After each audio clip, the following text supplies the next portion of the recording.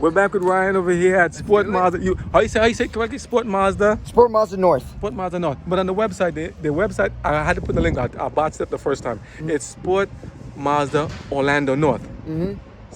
.com. Sport Mazda Orlando North.com. Sport Mazda Orlando North.com. And if you can't, just Google it, put Sport Mazda North, and you see there's a North and a South store, you said? Yes, there's one on OBT, and then we also have one right over here in Longwood. Okay, cool. What's the cross streets between here? What if you know by any chance? Because sometimes I'm like, I did a GPS, I missed the first one, so I was late. I missed the first one, but I'm not like, this town is called? This is Orlando? So this is Longwood. Longwood is right next to Lake Mary, Sanford, Maitland's right across the street. Okay. Altamont is right down the road, so we're pretty much close to. I'm an amazing locales and thing. That's not bad. Because you know what I mean. And I noticed down there, Lincoln, Subaru, and some other one down there as well. Yep. Now, again, you said the reason you brought you here because you like the quality and that kind of stuff is that's there. Now, this is not negating everybody else who have other models and other automakers. Everybody's different, and that's a good thing. Absolutely. If we all had the same thing, it'd be kind of boring. Everyone wants blue. Everyone wants white. Everyone wants red. Come on. I want to see pickups and trucks, SUVs, sedans. Look at this. God made us all different, yet we all the same. Different, yet the same. All of these transports, but they all have a unique personality. I see this personality, let's roll. I see this one, let's roll. I see those over here, let's go. And I'm like, here's the he's gonna go. Talk to me, I hear you. So, what I was saying before, I really like the CX-50 personally. Me too, because I me think too. It's just a beefy looking car, right? It's a more aggressive looking SUV. Look at that beast. It's a beast. Not knocking the CX-5 in any way, shape, or form, but the CX-50 just looks rugged. It's meant for those people who are going off-roading, for people who have an active lifestyle that need that extra space. So my favorite thing about it, it was the first Mazda to come with the panoramic sunroof, which is incredible. And I've been begging them forever. Please, can they put it on the CX-5 too so we can have a full package? Because now they're making us kind of cross jump. And I'm like, but you're right. Exactly. And you also have all this cargo space in here. So the trunk is actually very, very deep. So I also like to bike as long as golfing, surfing, and stuff like that. So having cargo space in my car is really important to me. I pack queen size full mattresses in the back of a CX-5. Exactly. Full. I pack plywood. I'm always in Home Depot and Lowe's. I'll show you videos. You see them. I'll put some of the videos online. There's a reason why we buy SUVs and sports, and it's covered. Bad elements covered. Sorry, pickup owners. I know you got a lot of stuff out there. No haters, no trick, no tires, no weapons. I understand you guys, but it just doesn't work. It works. Absolutely. There are latches, there's tie downs, there's hooks. Beautiful.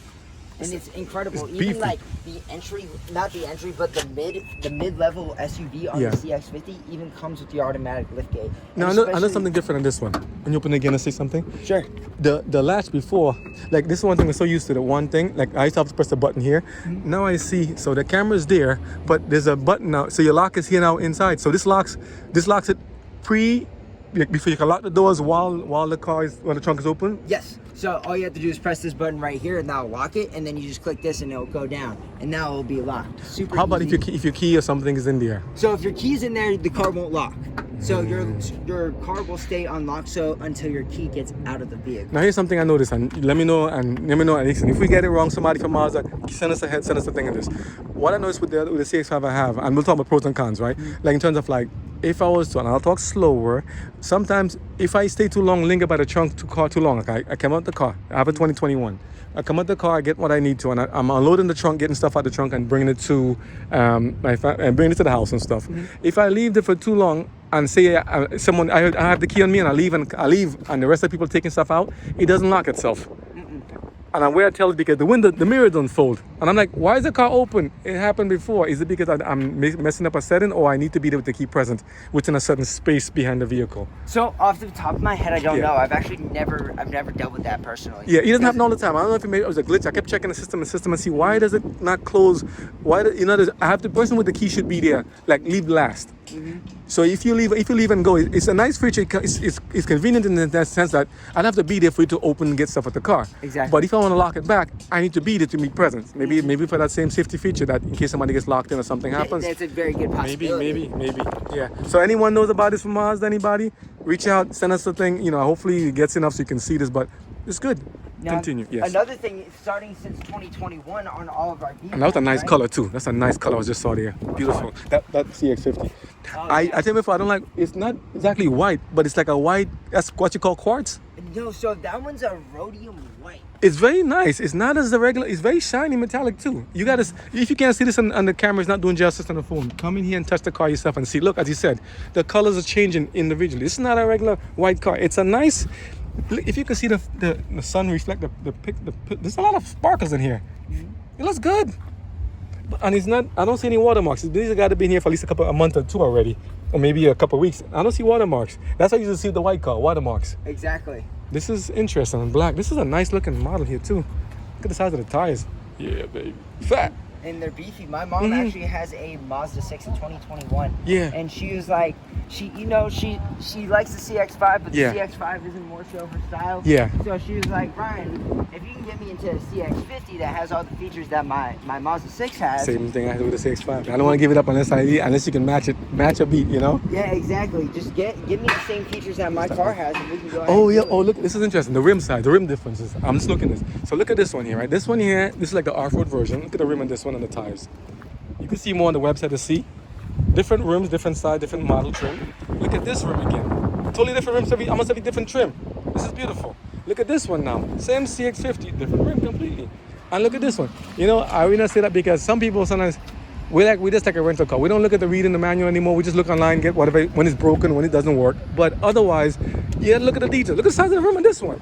It's a completely different rim. Rims are massive. And it's 20 inches. Oh man, beautiful. But yeah, so mom wants. So what did she do? What did she end up doing instead? She didn't want the. So she wants to go ahead and get a CX-50. She wants a Turbo Premium Plus because it has the 360 Beautiful. camera, it has the heated steering wheel, ventilated seats, heads-up display. That's what's important to her. She likes comfortability and she likes luxury, but she doesn't want to pay the luxury prices. Question: does it come with heated rear seats also? So as a CX-5, because ours, the 2021, 2019, that was one of the great selling points. Winter in the Northeast, it comes so handy. So on this one, as of right now, I haven't seen any with the heated seats. Pick one. That's one for the CX-5, baby. Yeah, baby. No, that's how I don't want to give it up. Yes, it's good. Yes. Okay. CX-90 though? Yeah. Yes, it comes with it. It comes with heated seats in the back. Depending on what trim level, you get ventilated seats in the back. You get facial recognition. You hop inside the car and it reads your face, kind of like your phone when you unlock it, and it'll adjust your seating for you. It's some really crazy stuff. I like that. You need that. Look at why these doors open. I like that. I want to. You know, like I said before, I'm overwhelmed because this is like. You're gonna make a video. I have so many questions I want to ask. At the same time, I'm so amazed by what happened. And thank you for taking the time today to help us with this. Like for instance, who does the research to find out when I would need a vent shade in this one and not? When I would need to, how wide the door needs to open up? Who does the stuff to see how much seat to make it this high and this low? Who tells me when to put the hump here or not? Like the drive shaft tunnel. It's so amazing that these people went ahead and did the work for us in advance, because I don't have time to go and see what's the measurement for the average person here and there, the seat and thing. And for Mazda to be able to do this recognition of that, Tesla, you guys do this also because you have a system in the car it's so interesting. You can measure the seat, how many pressures points are on the seat, all that stuff, and just where you seat and all on the ventilation system. That's amazing. Now here's another thing. This one, Mazda, for you guys to do the same thing, you do a lot of stuff the same, and I'm like, it's very interesting. And Tesla has an interest. I'm like, I think down the line, I wouldn't be surprised if Tesla is working with you guys as Toyota and Mazda and BMW by working together, because I think behind the scenes we don't see it, but I see a lot of commonalities between a lot of vehicles, but I see a lot of differences also. And Let me say it slower. So far-fetched to say that some companies steal ideas from other companies based off seeing it. You know what I mean? And that's not because they don't like. Here's one. Tesla didn't. If I remember, Tesla didn't patent their structure for the electric vehicles, and everybody's kind of copied off of that. But he gave it out free. But how can that's maybe the legal departments. Like, how come they can do that and not get infringed upon for, like, say, like the straight light, one long beam light bar in the back, because they all changed and it's something very similar last time. Like when I saw these things happen, the body clad, it all happened across the whole automotive system. Absolutely. When they went to Apple CarPlay and Android, across the whole system. Because a lot of work goes into this thing before. Think about how much years in advance these cars need to have. You see, roughly, just off the bat. We can be wrong. Don't worry. We know why it's perfect. But it's not 1, 2, 3 years. It has to be something like time? I'd say about 5 or 6 years, because that's when they changed body styles. Wow. But don't. Amazing. No quote. Don't quote me. So on even though that even one. though even though we recorded, we're just saying we like cars, and that's why we're talking around. Because if we didn't like cars, we wouldn't be talking about cars. And it's like not just cars, but saying, look at these cars. And you know what I call them? Honestly, I say these vehicles are personifications of humans. I call the wheels the legs. I call the headlights the eyes. I call the grill the nose and the teeth. I call the back the trunk your rump. I call the seat your stance. And all the suspension like your ligaments, tendons, and functions. Everything in the car works like a human. Like a human being. So that's what I call it. What they call it? Zim by tie. How do they call it? Jim by tie. Zim by tie. Horse and rider is one. And it's kind of hard to see that nowadays, whereby someone still cares about how somebody wants to do that, because most people are going to this. They're trying to do autonomous and trying to sell it to you like it's the next thing since water. Yep. I'm like, I don't want no autonomous unless I'm say maybe possibly handicapped. No knock on them. I'm just saying it's just everyone has a different flavor they want. That's okay. Yep. Give it them if they want that. But I rather know there's a human actually behind the wheels, because humans are more interested in the sense that though AI can do a lot of computer processing, some decisions I still would default to human, like on a phone call. Absolutely. Press 1 if you want to. Press 2 if you listen. Your call's important. Just I'd press much 3. rather I'd rather talk to human human, because I'm like, this is what I want to do. Get me to the person quick. But then also we've learned that you got to kind of filter too. So there's a reason. But going back to the cars. So with Mazda, they don't want the AI to take control of the driving capability. What they want to do is they want to assist the driver. They don't want the car driving for you. Because again, if you're not paying attention, and computers make mistakes. There's errors that happen within your phone, in cars in general. True. Like you said, GPS. Every car has a recall. Yeah. Right? Every car company has a recall. That's why the warranty We all make system is mistakes. there. We're human beings. Yeah. Human beings make these cars. Yeah. So you And don't this is across the board for almost every automaker. No one's perfect. Exactly. Yeah. For me personally, I don't want autonomous driving, but again, everybody's a little bit different. True. You know what I mean? Yeah. Just like every car's a little bit different. Yeah. So for me personally, I like the fact that the car doesn't take over for you; it just assists you. Like if you're veering off into the wrong lane, I saw that. lane I keep saw that. assist Yeah, will help yeah. get you back into your It own literally lane. does. And he doesn't like jerk. He's not jerky. It's a nice gradual push. And I'm like, all I see is 2 cameras on the thing. I all see 2 cameras on the top. Subaru has the eyesight, the 2 views, like 2 lenses, like 2 glasses. Exactly. But I'm like, I'm amazed that he could do that thing with just a simple thing. That's a lot of work to do this cars. Yes. And for the price point, it sells itself. But the most people don't know about this stuff, because some people don't want to talk, don't want to ask. And some of them, they're busy, or maybe they're just not interested, or maybe we could miss it. Like, but yeah. Well, what I've come to notice is a lot of people, when they're shopping, if they don't do their research prior, they only think a car has one trim level, right? Versus based off, oh, you have your signature, your Grand Touring, your Touring Plus, or your Sport model. Across the board, I've noticed a lot of people just think that one car has one specific trim level in general, and that's what they base it off of. So I have a question for, or 2 questions. One, when you go to the showroom sometimes, and I'm asking you everything, it's like he's Mazda. As we are in the, let me talk slow. I'm too excited. As we are in the hospital, whether you work for environmental or RT or R&R doctor, when a patient sees you, you are the hospital to them. So Ryan today and Mazda, no offense, you guys, you've trained him very well, you've given him to, but he also loves cars, so he's doing a lot of stuff. Even if we're just talking from what we love, from our passion of our heart, he's talking from what he understands. And we say, what we don't know, we say we don't know. We'll ask and find out later. And those who do know, feel free to leave a comment and write what you know. Like for instance, like this. I almost lost my train of thought. But the thing is this. When you look into the dealership, right, they tend to put a certain model on the display versus either the base model. Is it, why would they put a fully loaded one in particular as opposed to a base? Somebody gave me a reason once, and I'm like, I want to see if it's the same thing they might have told you. So what that is more so eye candy to people, right? So like it attracts people to look at that car. Whoa, this is what this car can come with. Yeah. Now, okay, makes sense. Can't bite the bullet on the fact that it's so expensive and need to, go down a few trim levels. Well, A, they found a car that they like and love, right? And B, they could go ahead and be like, okay, well, I don't need this in my car. I don't need the 360 camera. I don't need the ventilated seat. So they can always go down and they can see exactly what they like and love in the car. That's true. Also, it's for word of mouth. People like to see cars. Some people like buying cars straight off the showroom because they don't want anyone else to drive their car. I would like to buy it for the discount, for the showroom. I'll take it for discount.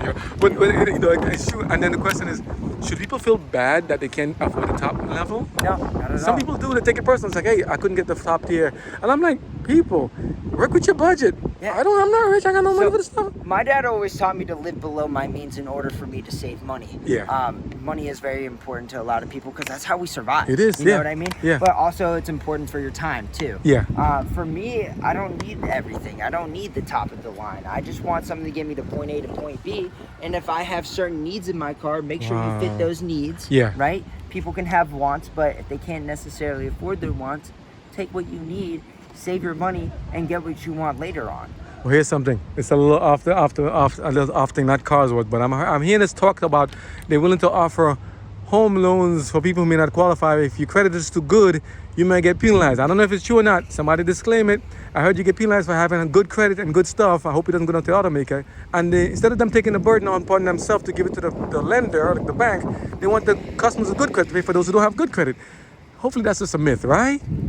Let's find out. But go back to the cars. So that if someone wants to say, I just want a car with just like, just bare bones, just like the base model. Value is one, is there. And I like the fact that you guys just said they give you the whole suite of safety features. Exactly. In just even the base model. And maybe a little top tier, but enough, it's top tier if you want to go higher like everything else. I mean, it's same thing. You want front row seats, you want the one on the top. You want nosebleed, you will get a nosebleed most times. Or you get the top tier seat in the stands. But at the same time, like, for those people, I guess you said it already. If you can't afford it, why criticize yourself or feel like it doesn't make sense that way? Again, everyone's unique.